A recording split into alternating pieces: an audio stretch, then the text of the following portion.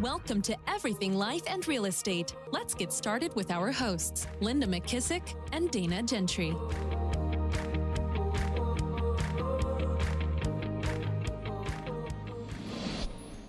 Hi, everyone. Welcome to Everything Life and Real Estate. I'm Linda McKissick. And I'm Dana Gentry.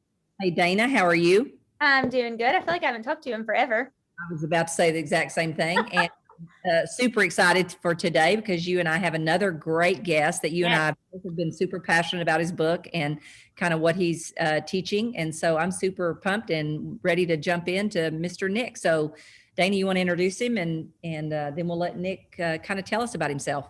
Yes, absolutely. So I was in the car with Adam and he was doing a call with Nick and I'm like, is that the author of the Golden Handoff? And he's like, yeah. I'm like, okay, perfect. We got to have him on. So Nick, welcome. Thank you so much for being here. Yeah, thanks for having me. I'm excited to talk to you guys. Yeah, absolutely. We were saying before we started recording, it's not very often that I come across a realtor who has not read your book. Oh, good. I'm glad to hear that. Yeah, absolutely. Do you want to start by just giving us a little bit of background, a little bit about yourself, and then we'll lead into the book? Excellent. Yeah. So I started in real estate in 2006, and I feel very fortunate I did because I wasn't successful enough yet to get into too much trouble when the market crashed, and I learned a lot of lessons that would have been a lot harder. So I made it through that cycle and learned a lot, had great mentorship. Was at Keller in Portland and just had awesome leadership there and mentors, formal and informal, and went on to build a team kind of before a team was that big of a known entity. It was a kind of a pioneer moment. You had to kind of ask around, like, how do you do your team? And everyone's trying to figure out how to do it. So that was, a lot of heartache and joy in that. But it's super exciting to have built a team that's done so well. And yeah, I went on to get my CCIM designation. So I do a lot of commercial and investment real estate. And that's a big part of what we do on our team. And 5 years ago, wrote the book, The Golden Handoff, came out in 2015, I think. And it's super exciting to see people really absorb that information and put it into action. And I love hearing from people that are putting it into action and retiring earlier or growing their businesses by referral. And so that's just amazing to see that happening. And we just did the workbook this last year, so it's only been out a couple months. I'm excited to kind of share that with you guys too, and it helps people dive deeper into the book about how to buy and sell an agent's business and how to grow your business exponentially by referral, and how, like Linda said, to one day sell your business and hopefully get to spend more time doing what you love with people you love. Yeah. So what encouraged you to do the book? Was it you going through the process yourself? What was the catalyst that kind of said, I'm going to do this book? That was my first question too, did you buy somebody? Yeah. Yeah, that was the catalyst. So there was a woman in the next office to me who had an amazing business, all referral, really high end. And we literally shared a wall. Like, my office was next door. And so we knew each other really well. And she let me know she was going to be getting out of real estate and going into nonprofit fundraising. So she went to go work for the Red Cross. And it was partially a career change and partially she had started a family. And so she was able to kind of juggle everything with one kid. But when she had her second, she knew that she couldn't do real estate how she wanted and have two children and be a mom in the way she wanted. So I asked her if I could help her clients, and she actually had a different guy take over because he was kind of struggling with business and she wanted to help him out. And she knew that I was already doing well. And I tried to convince her that it wasn't about whether I made more money, it was about whether she had someone that could do a good job for her clients. Mm-hmm. And after 6 months, it didn't work out. The results weren't there. The effort wasn't there. And I always, when I present the book, I always tell people, if someone's doing bad business and you give them more clients, they don't suddenly get good at business. They just do bad business with more people. And so that's kind of what happened. And so 6 months later, she came to me and said, I made a mistake. I should have worked with you. Let's work this out. And she's really analytical. And so we really mapped out, how are we going to announce this? Who are you going to call? What letter are we going to send? What are we going to email people? Mm-hmm. When am I going to follow up? What am I going to talk to people about? So there was a lot of work that went into trying to make that as successful as possible. And when that relationship started, it worked really well. So we did quite a bit of business with her clients. And then a couple more agents decided to get out of the business, and they knew that I had had success with this woman. And so all of a sudden, people were coming to me when they were getting out of the business, primarily in our office. But then we had another top agent from a different brokerage that I reached out to, and we took care of their business as well. And, we went from doing, I think, 8 or 12 million in sales a year with a small team to 24 to 30 million in just a couple years. Wow. And it wasn't because we started advertising, we weren't buying leads, we weren't cold calling, we were just building our database and then just taking care of those people. And I saw how powerful that was. And I started the book thinking I would write a kind of a smaller version of it and share it with people in Portland. Mm-hmm. And then I started writing it, and I said, well, it feels like I'm writing a book, so why don't I just write a book if I'm going to do all this work anyway? Well, it took me a week to write the first draft. It took 3 years to publish it because of the different back and forth with the editor and all the, revisions and improvements. And I'm so glad I took that time, because you'd probably laugh if you got a chance to read that first draft, which I thought was perfect. I had a very good editor, and she made it so much better. So I'm grateful, because I guarantee you that it's much easier to implement because of the work she put in to help make it clearer and make it, usable for everyone. Yeah, absolutely. It's interesting. The very first person I ever heard of even selling their business was Tony DeCello, and it was in the early 90s, and he sold it for about $500,000. And then come along in the late 90s, and Gary coached me to turn my business over to someone. His philosophy was, you never sell a good business, right? He was kind of the Warren Buffett type philosophy. So as I began to get angst about doing something else, he said, well, why don't we just find somebody who can replace you, which, no realtor thinks there's someone that's that good, right? And replace you, and then let's keep that income going, which we did for 20 plus years. And then now over the next 10, Brad will completely buy us out for somewhere around about 1.1 million. And Tony DeCello says today, if I had known what I know now, I might have done that differently. But that's a long span, and I don't hear of a lot of people doing it. Why do you think that is? Yeah, good question. Yeah, so I think that it's interesting. I'm going to answer that question with a different question. One of the questions I get is like, who should I approach about building my business? Mm-hmm. Who do I look to buy the business? And the truth is, don't look at me or Linda or Tony or some of the other top people, because you already have a team, right? Mm-hmm. You're already thinking about your business like a manager and an owner, and not someone who's working in it. And typically what I see is like top agents will have such an infrastructure and a team already built that it makes more sense to have someone come in and take over managing it, because you have enough money to do it, right? You have enough money to pay that person what you were paying yourself, and then keep some of the profit. And that's a great decision to make. And I think that all teams are in some way a form of retiring out. You're basically quitting certain jobs when you build a team. Mm-hmm. When you finally replace that last manager, lead gen, kind of the glue of the group, which is you or me or a Tony, or anyone who runs a medium or larger team, it makes sense to keep it and to do the 7th level program. But the thing what I've learned is that there's very few people that can achieve that 7th level. Right. Yeah. And it's really tough to maintain it because people quit. And so unless you have a manager that's really dedicated to you and the brand and your vision as the owner, and the investor now, then if they're not going to stick it out long term and help replace the people that always come and go on teams and work out and some don't work out, then I think the 7th level works. But it's just really rare that I've seen it work well.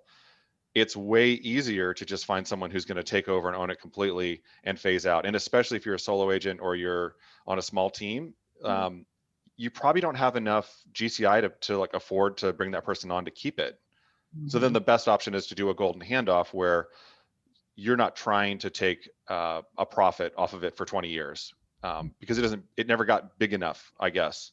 Yep. And that's a decision you have to make. Do you work through that curve, right? That kind of dip of investing more time and money to get it to a place where it makes enough to afford to hire the right people and pay them well?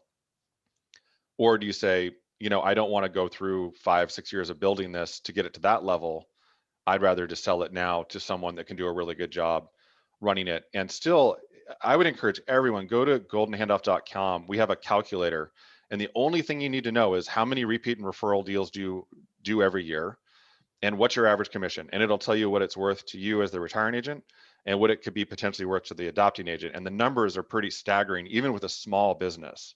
You just answered literally my biggest question, which is what everybody says. How do I value my business? How do I put it? How do you put a number on that? How, like, where do you even start? I mean, in some of the offices that we have, we have people who are following. I mean, I've given your book to several of our top agents who who other people have approached them and said, hey, I'm thinking about getting out of the business, you know, or something like that. We actually have a guy in Columbus who's taken 3 over now. Great. And that's the biggest question everyone says is, well, how do you know what it's worth? How do I put a number on that?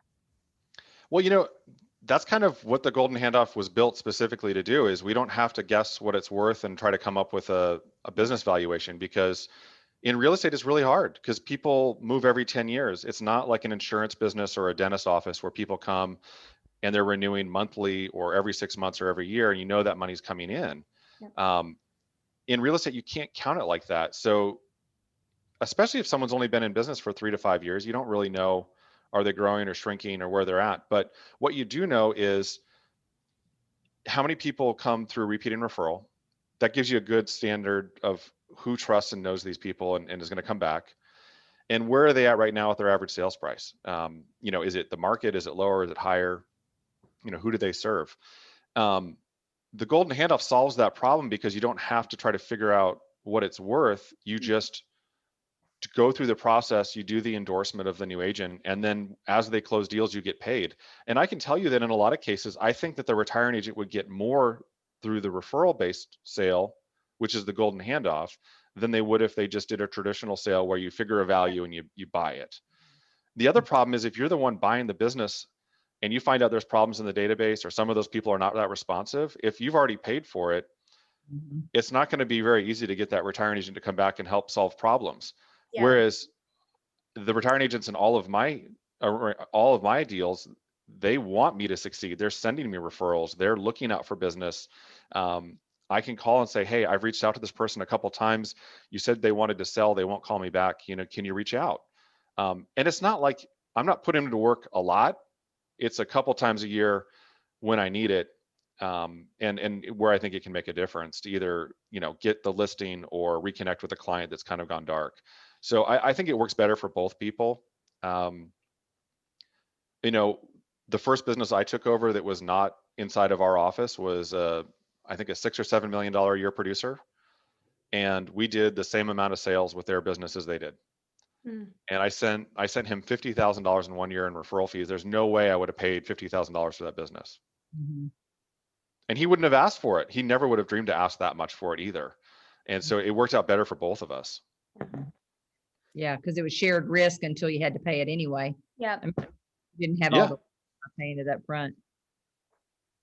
The other big thing I think that you have to have people understand, and Linda and Danny, you guys get this because you're business owners, is understanding the difference between gross and net. Yeah. I talk to agents all the time. It's like, well, I made $500,000 last year. And I'm like, no, you didn't. You grossed $500,000 last year. You did not get to keep all of it. And so when you look at what is your net, if you're getting referral income and you have no expenses, that number can sometimes be really close to what you were making working. Yeah. And a lot of people don't really realize that. And so having that conversation and understanding what the retiring agent's expenses are and how much their income will really change on a net basis can be a really great conversation to have. So what would you say is the number one issue? And it would be probably an issue, I think, on both sides for the people trying to find people to buy their business and the people buying. Because I know a lot of times the databases, people do not get that their database is their asset. Would that be the number one issue that keeps people from doing more of this? What would you say is the number one issue that kind of keeps more of this transaction stuff happening? Yeah, I think that the database is the biggest hurdle for both people to get over. Yeah. Making sure it's current, accurate. Typically what we see is that people don't have a database at all, or it's very outdated. Sometimes people have one that's really, really big, which I would say is better, but you can't treat everyone the same way.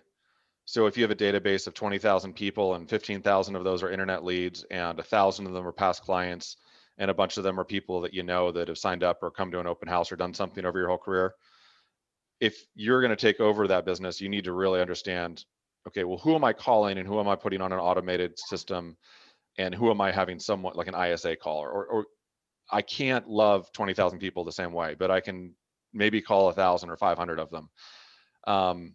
So I think the database is the biggest hurdle. The second one you already mentioned is that agents don't think there's anyone else that can do their job. Yeah. And there's what, 1.5 million of us in the United States. So there's a lot of other people that can do your job. And what I tell people that if you're hung up on that and you think that there's no way your clients would ever work with anyone else, and that's all ego speaking, if you leave this presentation today and get hit by a bus, God forbid, do you think your clients will never move again? And the truth is they'll figure it out and they're going to be just fine without you. And the golden handoff is a way to pick someone you know that is going to do good work and get referral income from it because it's worth something. You know, you hear stories all the time of, you know, how much does Jay-Z or one of the Kardashians get paid to do a tweet? You know, hundreds of thousands of dollars just to mention something on Twitter.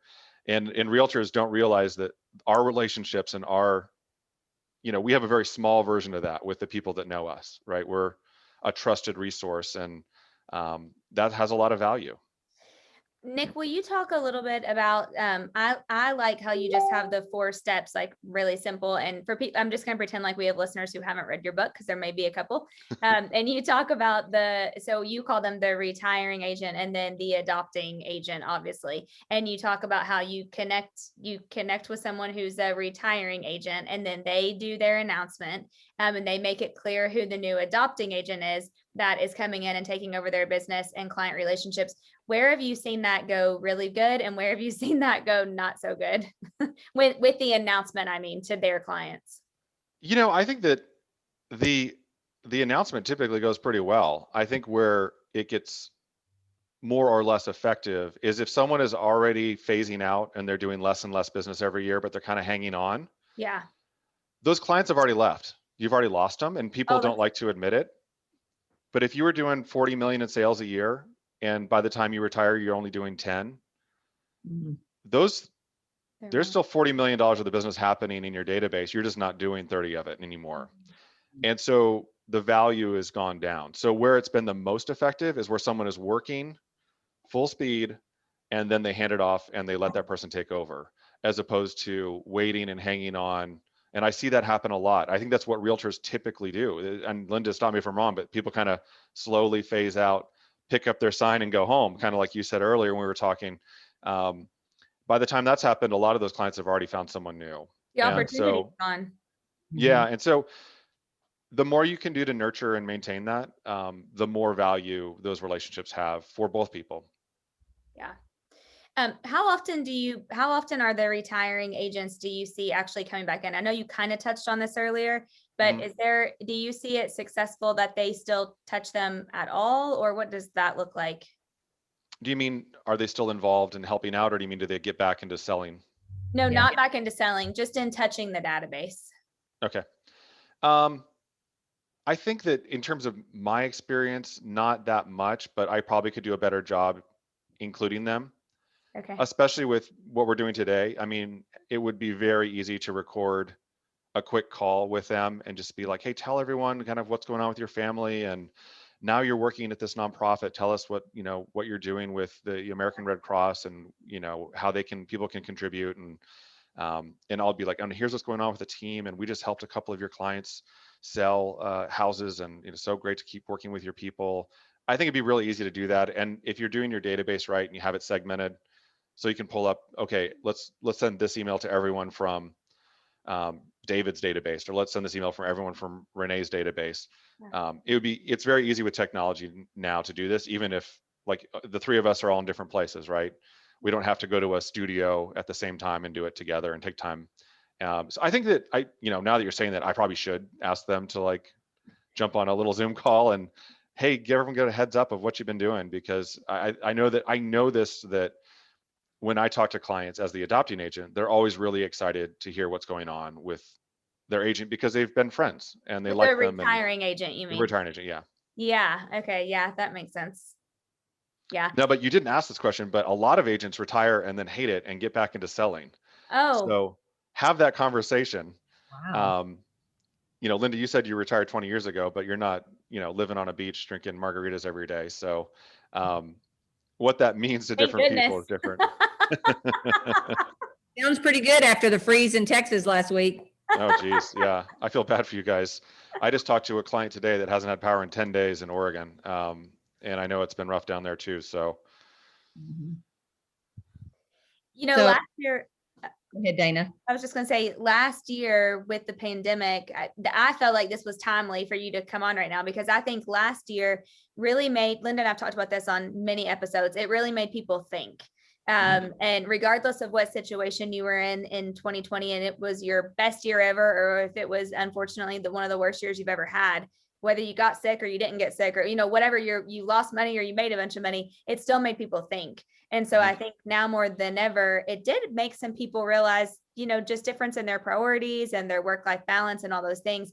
And I feel like since last year, I'm hearing more people who are looking at doing something different. And so I just think this is such a good option, because it can be overwhelming to think about just selling the whole thing. And it can also be overwhelming to think about not having an exit strategy. And a Yeah. lot of people don't ever plan for that until it's either too late, or until, like you said it perfectly. Because now that I'm thinking, in some of my offices where I've seen this go wrong, it's because they retired years before, and then they tried to do this and their business was already gone. Yeah. So it's just a timely thing to think about. Linda, I totally agree with you. And I want to share something with you guys that's not in the book, because it's important, and especially now. So when I wrote The Golden Handoff, everyone I had worked with just 100% got out. And the people that didn't do that were going 7th level like Linda. So it was kind of like you did nothing, you retired completely, or you built a big team and you were 7th level. But there's another option, which I'm writing a chapter on, which we'll add to the next edition when it comes out, which is about partial handoffs and mergers. And I think that that's where there's a huge opportunity for you to, and for everyone to, think of the people that don't want to be pushing as hard as they used to. I'm talking to someone right now who used to do 100 sales a year as a solo agent and is doing 30 or 40 now. And I'm trying to convince him, you can keep doing the 30 and 40 that you want to do. Let me do the other 60 you're not. And so whether that's you don't want to work with buyers, whether it's you don't want to work certain geographical areas, whether it's you don't want to work certain price points, whatever doesn't bring you joy or what you're not excited about. You don't, if you've been doing it 20 years and you've got enough money, you don't need to pretend anymore. Just do what you want to do. But that, again, all those other people that you're not serving still have a lot of value and they need someone good to help them. Yeah. And so doing a merger or handing off part of the database is a great way to avoid selling it. And at that point, everyone's already gone, or it's gotten much, much smaller because you've only been talking to your top 50 people, not 500. Yeah, or those people can do just the piece of it they love, and you take care of all the other things that they don't love that drain them and make them want to get out of the business. You guys, exactly. This is nuts. I was the reason why I was a second late getting on our recording is because I just had a Zoom with an agent right before this. Her name was Heather. From 2015 to 2018, she did 120 units herself each year as a solo agent. Last year, she dropped to 62, but because by choice, not anything other than that. And when I asked her what her goal was for this year, she said 50. And she said, I said, have you thought about a team? And she said, honestly, I'm not good at managing people. And she said, I don't want to manage people whatsoever. And so exactly what you're saying, Nick, would be a perfect solution for her. Now that I'm thinking, why didn't I tell her that 10 minutes ago, 50 or 30 minutes ago? Because that's her. But instead who knows where those people are going, because she doesn't want to do any more transactions. She's done. She said, I'm in my 30s. I've not had a kid yet. I need to change. She said last year made me think about differently in my life. And she said, but I still want to sell real estate. I still love it. And I'm passionate about it, but I don't want to sell 120 units a year. And that's a great example. I mean, I'm just like mind blown over here. Now I can't wait to send her this podcast. Yeah, I mean, I think that would be a huge help for her. She could, effectively kind of partner with someone, but not have to manage them. And exactly. And if they do a good job, they both win. If not, she can move on to someone else if they're not going to, hold up their end of the deal. And she just needs to take a minute and identify, these are the people I want to stay in relationship with. And these are people where maybe I talked to them, maybe I met with them, but I don't have a lot of relationships. So I'm not going to work on trying to convert these people or stay in touch. So you can take care of those folks, and I'll just focus on, your A+ or your core people, or, your inner circle, or whatever you want to call it. Yep. Yeah. Well, Nick, we'll have to have you back on when you do the other chapter that you're going to add. And you mentioned that you're doing a workbook. How can people find you, follow you, connect with you? What would be the means that you'd want people to do that? Because I know there's so the best way is go to goldenhandoff.com, and there's links there to buy the book. But there's also the calculator, which is a really valuable tool. Your website is great, by the way. It's really, thank you. I was on it before, and then got on there last night. It looks really good. Cool. Yeah. Thank you. We try to make it, very user-friendly, but not have too much stuff that is kind of junky. But so the calculator is great because you can also email another agent results. You can email it to yourself. You can, print out the screen, whatever you want to do. And all you need to know is how many repeat and referral clients and your average commission. And it'll kind of calculate the value based on the principles of the book, and also kind of just general real estate principles of, if you have a listing, you should get another deal out of it. And then also sign up for the email list on there. We don't spam people with stuff. I actually don't send stuff that often, but that way you'll get updated, and you'll get a link which will give you access to a password protected page on the site where you can download the contract, the scripts, some marketing pieces, and they're all in like Publisher and Word, so you can change them. You can put your letterhead on it. You can keep or throw away as much stuff as you want, but it'll at least give you a start. And that's all the examples you see in the book and the workbook you can download and use from there. The thing I'm most excited about is the workbook that just came out a couple of months ago. We do a real deep dive. Each workbook has the whole process for both agents. So if you buy the workbook, it's the whole checklist and all the questions and interviews and all that for the adopting agent and the retiring agent. And it tells you which ones you do together and which ones you do on your own. So I tried to make it really easy for people to implement this. And then I mentioned this to Linda earlier, we're going to be creating a training program where we're going to walk everyone through those steps and go do real deep dive on all that for folks that are implementing this. Because I like you said, I think someone in Columbus has bought 3 businesses. There's more and more people implementing this as a big part of their business, and it's exciting to see it work so well. And so we want to keep supporting that and make it easier and clearer how to do it.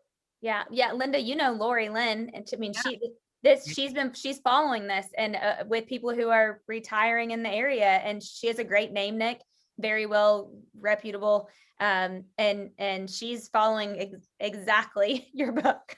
Great. That's awesome. Well, wonderful. Well, Nick, we want to say thank you for being with us today and sharing all your knowledge to our audience. And remember, if you have a question or a comment or a guest that you'd like to see on our podcast, just reach out to us at info@everything life and real estate.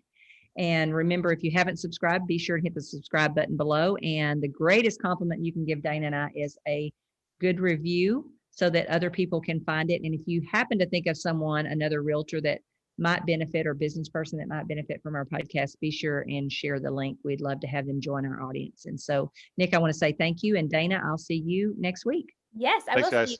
Thank you, Nick, so much. Thank you. Be sure to subscribe for more business strategies and tactics to inspire you to live an abundant real estate life. Don't forget to rate and review so we can bring you the best content. Find this and other valuable information at everythinglifeandrealestate.com.